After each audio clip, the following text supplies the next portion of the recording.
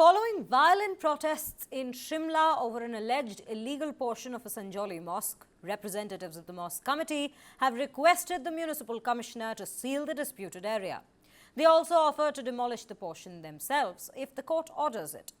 Now, the case involves unauthorized construction in the mosque complex and is currently being heard by the Municipal Corporation Court, with the next hearing being scheduled for October 5th.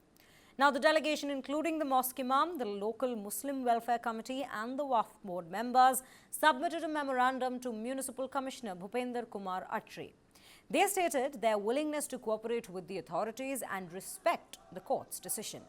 Meanwhile, Hindu organizations have called for the structure's demolition and tighter control on outsiders. At least 10 people were injured in recent clashes, and local traders briefly shut shops in the protest. शांतिप्रिय प्रदेश रहा है और मैं समझता हूं कि पूरे देश भर में अगर कहीं शांति, अगर भाईचारा अगर है तो हिमाचल प्रदेश उसमें पहले नंबर पर है। और हिमाचल प्रदेश के शिमला में, राजधानी में, इस प्रकार की घटना घटित होने के बाद इस तरह का माहौल भी हमने अपने जीवन में पहली बार देखा। और निश्चित रूप से इस बात को मैं कह सकता हूं कि सरकार की नाकामयाबी रही है, जिसमें दो राय नहीं है। और जहां ये सारा घटना को ये आप लोगों ने देखा, एक अनऑथराइज्ड बिल्डिंग बनी, एक अनऑथराइज्ड कंस्ट्रक्शन हुई है। और उस अनऑथराइज्ड कंस्ट्रक्शन में कुछ लोग कोई लड़ाई झगड़ा करके किसी आदमी के ऊपर जानलेवा हमला करने के बाद वहां पर जो ठहरे थे, वो छुपे थे, वहां पर मामला वहां से शुरू हुआ।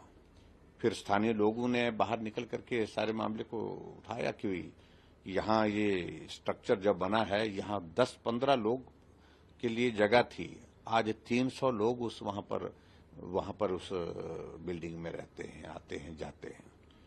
और पड़ोस में जो रहने वाले लोग हैं वो भी बहुत परेशान कुछ बातों से थे कि उनके व्यवहार के प्रति जो चिंता का विषय है, जिसको लेकर के हमको थोड़ा दुख भी है।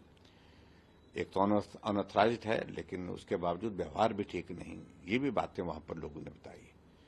और फिर उसके बाद सबसे बड़ी बात है कि सरकार ने जिस तरह से इस सारे मामले को दबाने की कोशिश की, ये हम सरकार में है, सत्ता में, किसकी हिम्मत है, कौन आंदोलन करेगा, कौन वहां पर इस तरह से प्रदर्शन करेगा, अगर कोई करेगा तो उसके खिलाफ कड़ी कार्रवाई करेंगे। तो इससे भी समाज में एक बहुत बड़ा एक नाराजगी का माहौल बना और प्रदर्शन हुआ, और प्रदर्शन बहुत फिर उग्र भी हुआ, इसमें भी दो राय नहीं। देखिए, आप उसमें ना कोई पार्टी का नेता, ना कोई पार्टी का बैनर, ना कोई इस प्रकार से कोई संगठन, सब समाज के लोग उठ करके निकल आए। नाराजगी थी, और उस नाराजगी को जिस तरह से दबाने की कोशिश की सरकार ने, उसका परिणाम ये रहा।